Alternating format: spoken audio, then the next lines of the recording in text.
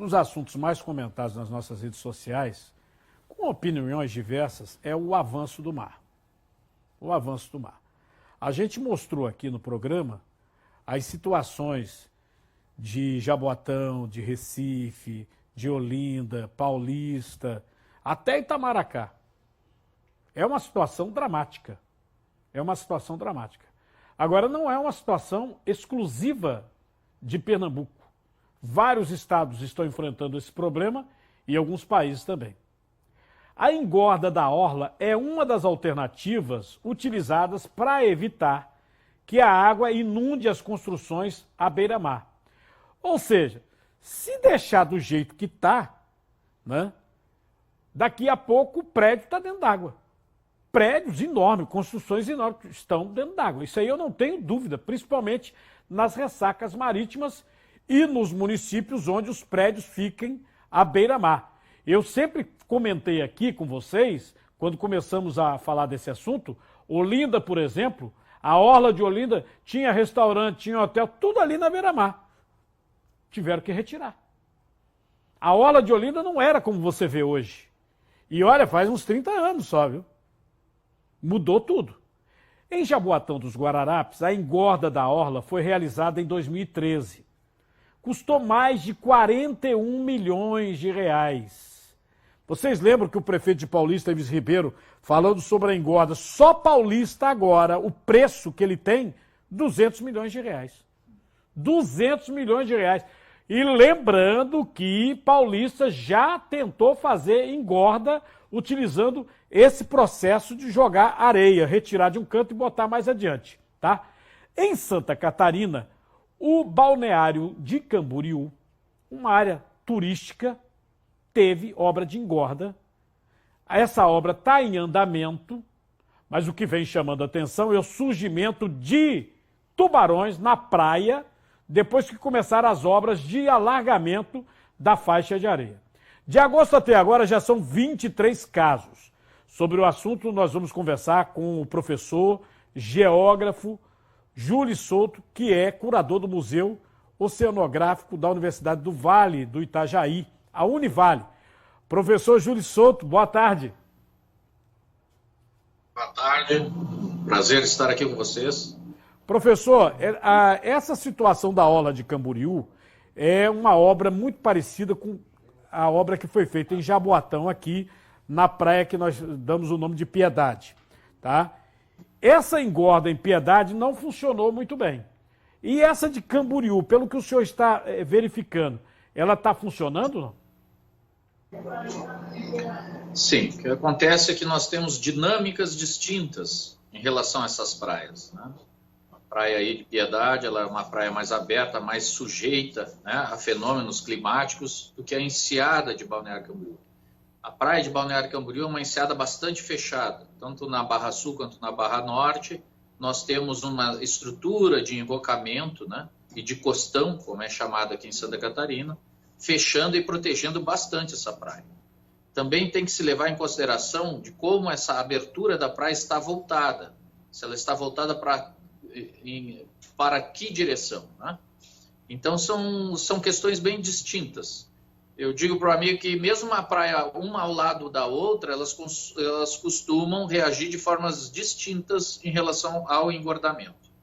Aqui em Balneário Camboriú, nós acreditamos que sim, que vai ter sucesso por todas essas características aí que eu coloquei.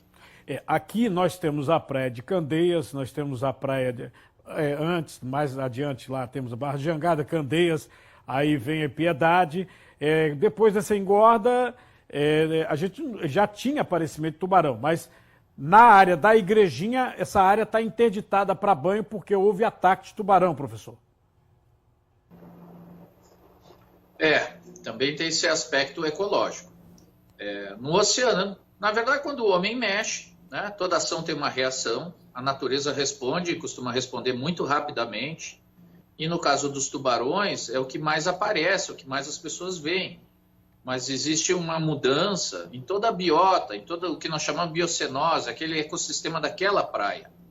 Quando é tirada essa areia tem que sair de algum lugar, então é a chamada jazida, ela é sugada e jogada na beira da praia. Com isso cria, né, um turbilhonamento, uma série de animais ficam em suspensão, que atraem pequenos animais, começam com os pequenos, animais realmente, eu estou falando animais de 1 milímetro, 2. Então vai chamando até os camarões, e aí os pequenos peixes, os peixes maiores e por último os tubarões. Quando surgem os tubarões é quando as pessoas se dão por conta de que realmente alguma coisa mudou. O que não quer dizer que esteja diretamente relacionado a ataques. Aí, no Nordeste, existe a presença, né, os registros de espécies que são realmente perigosas, nesses casos, como é o caso do tubarão-tigre e o tubarão cabeça-chata, espécies que são consideradas muito raras aqui no Sul. Então, o nosso monitoramento dos tubarões aqui não encontra essas espécies. E as espécies que nós temos encontrado não têm soado alarme, né? Não vemos motivo para essa preocupação. Mas, professor, então, pelo que o senhor afirma, aí em Santa Catarina não há, principalmente esses tubarões como o tigre e o cabeça-chata. Mas a engorda pode ter alguma coisa, alguma relação ao aparecimento dessa fauna marinha dos tubarões? Com certeza, estás correto e é o que nós acreditamos. Como eu disse, toda essa modificação do fundo marinho desperta, né, essas espécies, atrai. Vocês imaginem que o simples fato de uma máquina estar fazendo barulho no fundo marinho, sugando, e os campos elétricos que são gerados por toda essa movimentação, já atrai essas espécies. Um naufrágio atrai tubarões, som emitido no mar atrai tubarões, são animais extremamente sensíveis ao ambiente. Qualquer que a gente chama de distúrbio, né, no ambiente chama a atenção deles. Eles respondem, eles desenvolveram 250 milhões de anos todos esses sensores para responder a esses estímulos. Então não tem como a gente querer que eles não respondam. E isso vai continuar acontecendo e não é um problema localizado, nem daqui, nem daí. Isso é no mundo todo, os lugares onde existem os chamados predadores de topo. São os primeiros, na verdade, a sentir essas perturbações. A situação é muito séria hoje, né, da questão do avanço do mar. Aqui em Pernambuco, talvez eu possa botar algumas imagens aqui só para o senhor ver. Itamaracá, a praia de Pau Amarelo, que é paulista, Janga, a própria praia de Boa Viagem já teve que colocar pedra para tudo quanto é lado. Né? É essa a situação daqui. Mas a gente observa aqui bem perto da gente também uma preocupação. João Pessoa, Paraíba, o prefeito anunciou também o alargamento, como ele está chamando, das praias, porque a situação lá é menos grave que a nossa, mas também já vem afetando alguns hotéis que ficam na orla, já tem pedras sendo colocadas e tal. Agora, qual seria o impacto, né, se todo mundo, de repente, resolver fazer esse alargamento, professor? Tudo é uma questão de tempo, né? Espaço e engenharia. Nós temos vários motivos que isso ocorre. Ao longo da nossa história, eu digo, de ocupação do homem aqui na América, ele já presenciou isso, o final do período que nós chamamos Holoceno, Pleistoceno para o Holoceno, que é quando o homem ocupa a América. Nós já tínhamos um mar muito mais distante do que ele é hoje. Ele já foi e já voltou muitas vezes nos últimos 45 mil anos. Nós tivemos várias transgressões, que é quando o mar invade as áreas secas, e tivemos diversas regressões. O mar já esteve muito mais distante da orla do que está hoje. O mar estava numa linha de 120 metros de profundidade, o que é hoje eram as praias. Então, realmente, é muita diferença. Isso são fenômenos que independem da presença humana, né, da emissão de gases, de uma série de outras coisas. O que se estuda é se nós estamos acelerando esses processos ou não, mas o que nós temos visto, que no caso destas praias, a ocupação humana, né, ela tem sido feita de uma forma equivocada, porque existem praias que têm proteções naturais, que é a região de Restinga, a região de dunas embrionárias, etc., que foram retiradas, né? Não é o caso dessa praia que vocês estão mostrando agora, e aí ocuparam com casas. Né? não com essas falésias, mas quando é uma praia que normalmente a gente vê na costa do Nordeste. Quando ocupa essa praia, não há reposição de sedimento. E nós temos ciclos. A cada 6 anos, nós temos ciclos climáticos muito relacionados com El Niño e Laninha. A cada 6 anos, nós temos algumas ressacas fortes que acabam destruindo, né, essas estruturas, essas casas próximas da praia. Né, e depois a gente fica um tempo equilibrado até vir uma nova grande ressaca. E a cada 20, 22 anos existe uma ressaca que ela passa muito além do que nós estamos acostumados desses ciclos.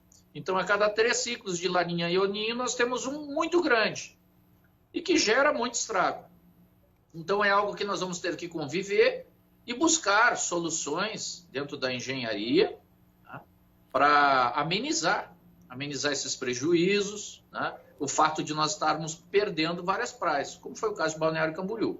Aqui, em Balneário Camboriú, foi o fato das pessoas construírem até a beira do mar e acabaram com a dinâmica da praia, de reposição de sedimentos.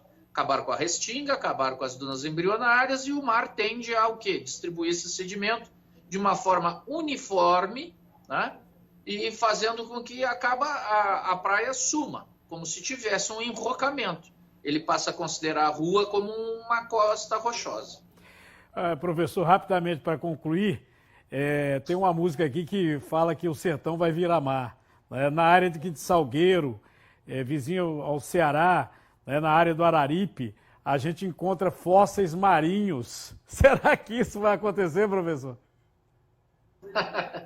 Sim, nesse caso foi um caso extremo, né? No Araripe, aí nós estamos falando de 103 milhões de anos, já é uma escala geológica realmente muito distante da que eu estava falando, numa época em que a América estava ainda muito colada com a África, né?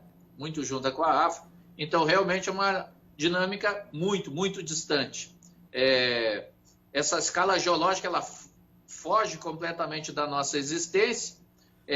O fato do sertão virar mar já faz parte, né, do nosso imaginário popular, faz parte da cultura nordestina, justamente por isso que o senhor estava citando os fósseis, né, do nosso interior do Brasil, e as pessoas podem ficar tranquilas. Não é o fato, não é o caso.